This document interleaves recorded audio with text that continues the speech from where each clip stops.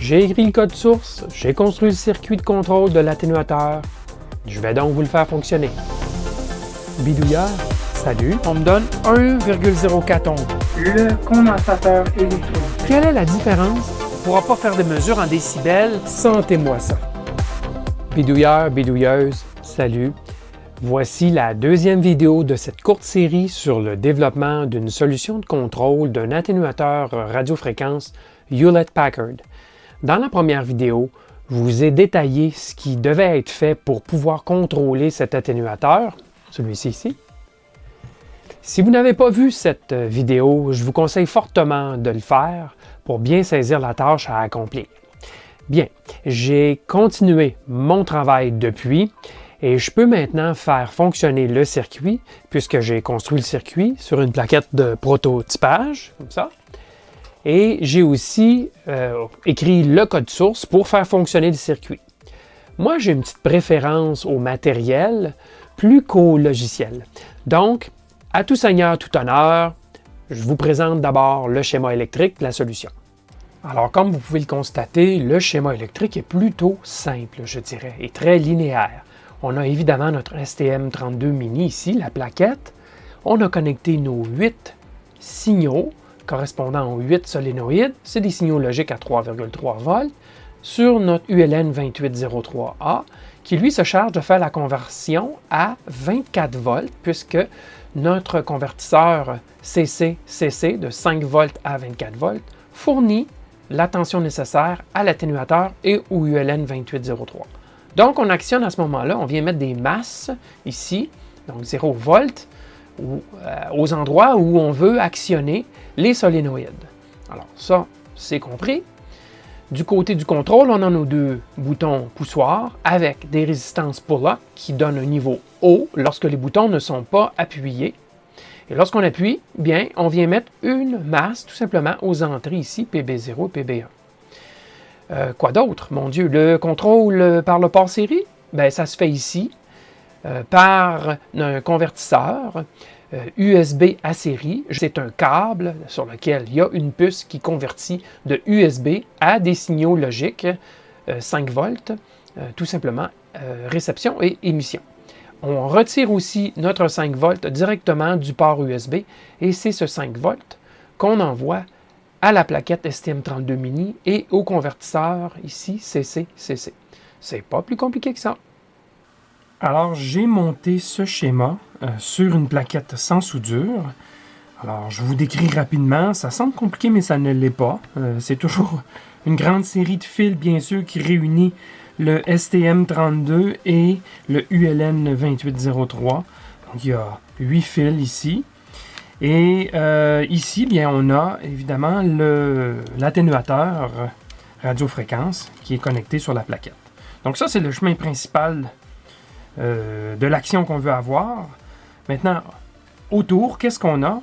On a évidemment notre convertisseur ici, CC-CC Boost, qui prend le 5 volts et qui le monte à 24 volts. Et je me sers de cette tension pour alimenter l'atténuateur. Alors aussi, qu'est-ce qu'on a? On a les deux boutons poussoirs, ici, avec deux résistances pull-up qui nous tirent au 3,3 volts. Donc, c'est comme ça qu'on peut actionner, monter et descendre lorsqu'on n'est pas en contrôle par le PC. Bon, et qu'est-ce qu'il reste? Il reste le convertisseur USB à série. Donc, le signal arrive ici série au niveau logique.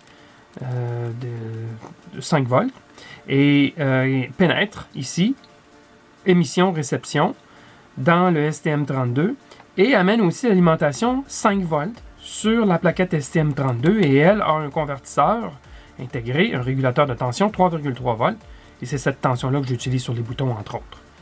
Alors, je vais rapidement vous montrer le code source. Je ne voudrais pas vous importuner avec un parcours ligne par ligne. Je vais quand même vous montrer la structure générale du code pour être certain que tout est compris. De toute façon, le fichier en question, je vous le mets disponible sur mon site web et le lien bien, sera inclus dans la description de cette vidéo juste en dessous.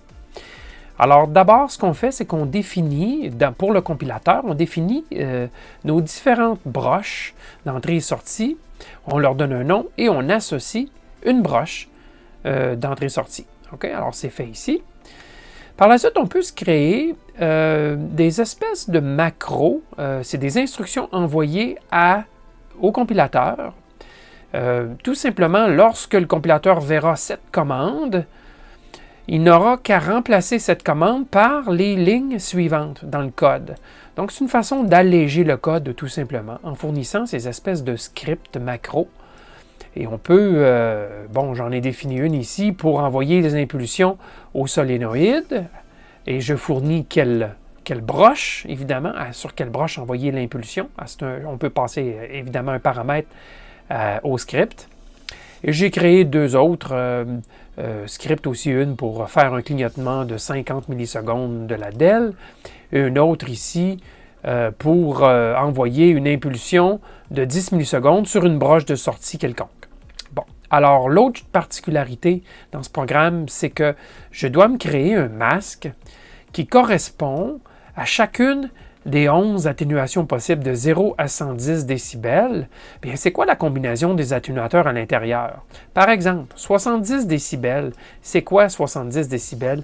Bien, c'est le 10 décibels plus le 20 décibels plus le 40 décibels, ce qui fait 70 décibels. Donc, ça me donne la position des solénoïdes à activer. Okay? Et je ne pouvais pas m'en tirer facilement, à moins de définir ceci dans la mémoire programme. Donc, c'est sauvé en mémoire permanente. J'ai toujours accès à cette table pour savoir quels sont les solénoïdes à activer et ceux à désactiver, évidemment. En inversant le masque, bien, je peux savoir lesquels je dois désactiver. Maintenant, je me suis créé des variables, bien sûr. Par la suite, on se crée des fonctions ou des procédures. Bon, dans ce cas-ci, c'est une fonction ici qui active, donc qui envoie des impulsions au solénoïde pour activer les atténuations, un atténuateur à la fois. La deuxième partie, c'est pour retirer les atténuations qui ne sont pas désirées. Donc, j'enclenche d'abord les atténuations nécessaires et je retire les atténuations qui ne sont plus nécessaires. Vous vous rappelez, dans la première vidéo, j'avais mentionné que c'était important de le faire dans cet ordre-là. Alors, c'est ce que je fais ici et j'utilise évidemment cette table ici pour savoir quel solénoïde activer. Bon, alors je me suis fait aussi une fonction qui, elle, appelle la fonction que je viens tout juste de vous décrire, entre autres, mais qui s'occupe aussi d'afficher à l'écran, sur la console, de demander la nouvelle atténuation et ainsi de suite, et qui va qui va écrire aussi en mémoire EEPROM la nouvelle valeur d'atténuation. Vous vous rappelez, je vous ai dit qu'il faut conserver en mémoire au cas où on débranche. Il faut conserver en mémoire la valeur de l'atténuation qui a été enclenchée. Et c'est ce que je fais ici. La fonction s'appelle EEPROM, mais par contre, sachez que il n'y a pas de mémoire EEPROM dans le STM32, mais il y a de la mémoire flash et on s'en sert de la mémoire flash pour simuler une mémoire EEPROM. Okay? Alors, c'est ce que ça fait ici. Je sauvegarde la valeur en mémoire. Et je vérifie que la sauvegarde en mémoire s'est bien effectuée et je l'écris ici pour l'usager. Et sinon, j'écris un message d'échec. Et c'est ici que j'active la nouvelle atténuation en appelant cette commande-ci. OK, alors, il y a aussi une petite fonction ici pour vérifier que ce que je reçois de l'usager par la console, par port série, est bel et bien numérique. Donc, des chiffres, nombres, et pas autre chose. OK, alors, puisque c'est un développement à la sauce Arduino, il y a évidemment les deux fonctions habituelles, soit la fonction setup et la fonction loop. Okay? La fonction setup, c'est la fonction dans laquelle on fait l'initialisation des différentes choses. Okay? Parce que cette fonction-là n'est exécutée qu'une seule fois au départ, lors de la mise à feu du STM32. Alors, j'ai défini pour les différentes broches si c'est une sortie ou une entrée. Okay? J'ai fait la même chose pour la DEL. J'ai initialisé le port série à 9600 bits par seconde. et j'ai défini la zone où je sauvegarde la valeur d'atténuation en mémoire flash pour simuler une mémoire EEPROM. Alors ça, je dois définir ces zones en mémoire flash qui sont réservées à la mémoire EEPROM. Donc, c'est là que je sauvegarde, entre autres, l'atténuation qui a été entrée. Bon, et par la suite, je vais lire la mémoire EEPROM.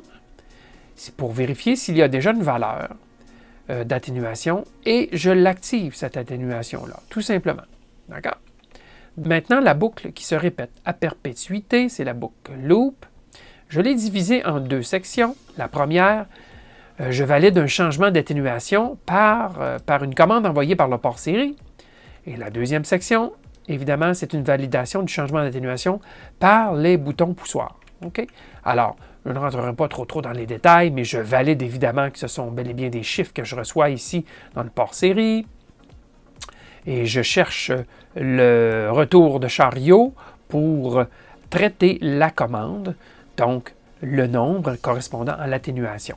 OK, je valide cette atténuation-là, je m'assure que c'est bel et bien un nombre entre 0 et 110 par un multiple de 10. Et si ça passe, eh bien, j'ajuste l'atténuation à la nouvelle atténuation, tout simplement. Et je fais clignoter la LED un petit coup rapidement. Bon, sinon, ben, si les conditions n'avaient pas été rencontrées, je donne un message d'erreur. Dans le cas des boutons poussoirs, eh bien, je vérifie que soit l'un soit l'autre des boutons étaient enclenchés. Je fais clignoter la LED. J'aurais pu le faire à la fin, ça n'a aucune importance. Et je vérifie que dans le cas que le bouton d'augmentation a été pesé, je vérifie que je ne suis pas déjà rendu à 110 décibels. Et si je ne suis pas rendu à 110 décibels, j'ajuste l'atténuation en augmentant de 10 décibels. Et je fais la même chose dans le cas de l'autre bouton, je réduis de 10 décibels. Alors voilà. On peut maintenant le brancher et le faire fonctionner. Alors voilà, j'ai mis l'alimentation et je vais monter et descendre l'atténuation. Vous l'entendez sûrement. Alors, je vais descendre.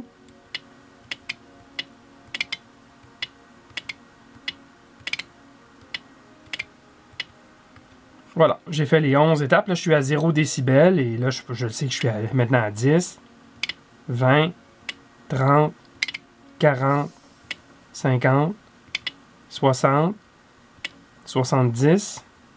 À 80, ici, on va entendre quelques clics. Et oui, 80, c'est 2 fois 40 plutôt que 40, 20 et 10.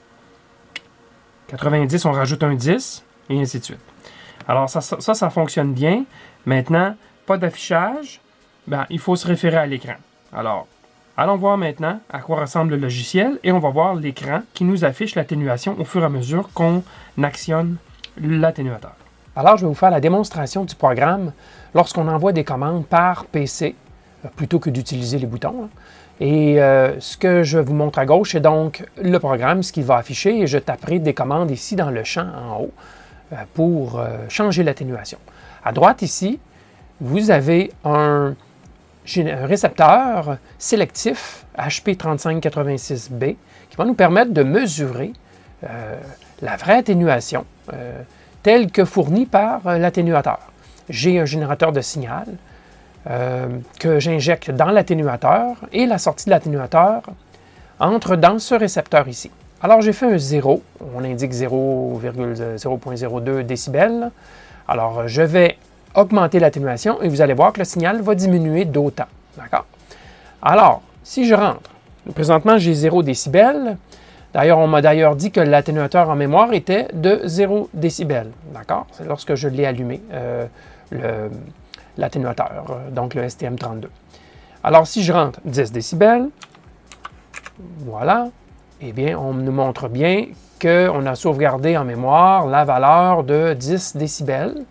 Et si vous regardez le récepteur à droite, on indique moins 10 dBm. Donc, le signal est définitivement chuté de 10 décibels. D'accord? Alors, je vais augmenter ça un petit peu. On va mettre ça à 30 décibels. Voilà, 30. Et évidemment, le signal est rendu à moins 30. Et je continue. Quoi, 60. Alors, j'ai ici entré une mauvaise commande, intentionnellement, et on me dit une erreur, on n'a pas changé l'atténuation. Alors, je vais rentrer le 60, comme il faut. Et voilà, on est rendu à 60 sur le récepteur. Je vais rentrer un 80, pourquoi pas, un 100 décibels, tout est beau. Et même jusqu'à 110 décibels. Et là, le récepteur commence à être, c'est sur sa limite là, au niveau de la mesure.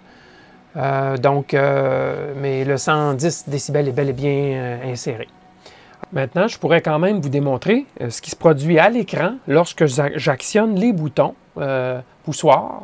Alors, si j'augmente de 10 décibels, voilà, j'ai appuyé, j'affiche à l'écran quand même que la nouvelle valeur est de 10 décibels d'atténuation, et ainsi de suite.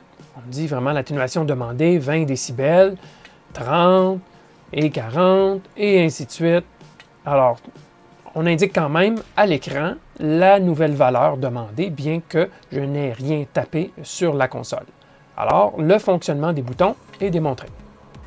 Pour bien analyser le code source, le voir fonctionner, c'est toujours intéressant de pouvoir brancher un analyseur logique sur notre circuit. C'est ce que j'ai fait ici. Mon analyseur logique, je l'ai branché sur les 8 sorties du STM32 qui vont jusqu'au ULN 2803. Donc, c'est des sorties de logique, et ce n'est pas la haute puissance. La haute puissance est ce bar-ci. Alors, j'ai branché les 8 signaux sur l'analyseur logique.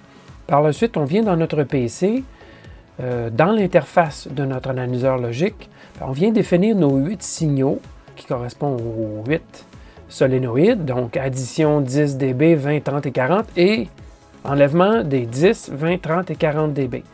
Et là, on a fait une acquisition qui va se déclencher sur un front descendant ou un front montant. On choisit le signal sur lequel on veut déclencher, le type de signal qu'on s'attend à voir.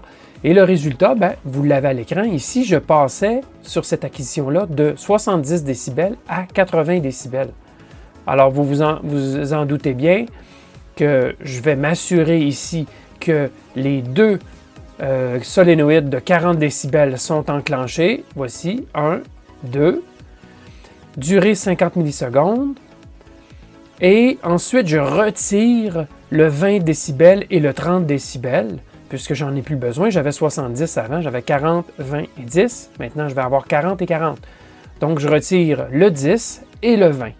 Et si vous regardez, on a des pulsations de 50 millisecondes et on a une différence entre deux pulsations. J'ai déplacé des curseurs ici. On peut déplacer ça. La différence est de 10 millisecondes. A-B, regardez ici, A-B, 10 millisecondes. Et ça correspond exactement au minutage que j'avais mis dans le code. Je peux donc vérifier que la séquence est bonne. Et je peux essayer les différentes séquences pour m'assurer que la combinaison des solénoïdes est bonne. Ça aurait été plus difficile d'avoir une vue d'ensemble comme ça avec l'oscilloscope. Il aurait fallu faire plus d'un essai, plus d'une passe. Ici, on peut le faire avec un analyseur logique. Voilà, tout est donc fonctionnel du côté du contrôle de l'atténuateur. J'ai reçu un commentaire d'un internaute qui disait craindre que le convertisseur CC-CC, le boost là, de 24 volts, ne fasse du bruit qui se transférerait sur le signal radiofréquence par couplage à l'intérieur de l'atténuateur. Bien, sachez que l'isolation entre le chemin radiofréquence et les solénoïdes à l'intérieur, cette isolation-là est très grande. Tout est bien compartimenté dans l'atténuateur. Le 24 volts ne pénètre pas dans la zone à impédance contrôlée. Okay? Donc, il est très peu probable qu'il y ait un couplage néfaste entre les solénoïdes et la partie de ligne de transmission. Bien voilà. Dans la prochaine vidéo, je vais ajouter l'affichage à cristal liquide pour qu'on puisse opérer l'atténuateur de façon autonome sans être branché sur le PC. Je vais aussi faire l'assemblage final du circuit sur une plaquette prototype, celle-là soudée, et je vous montrerai le résultat final et le fonctionnement final. Donc, demeurez à l'écoute. N'oubliez pas de faire voir votre appréciation par un pouce vers le haut si vous avez apprécié. Sinon, merci et à la prochaine!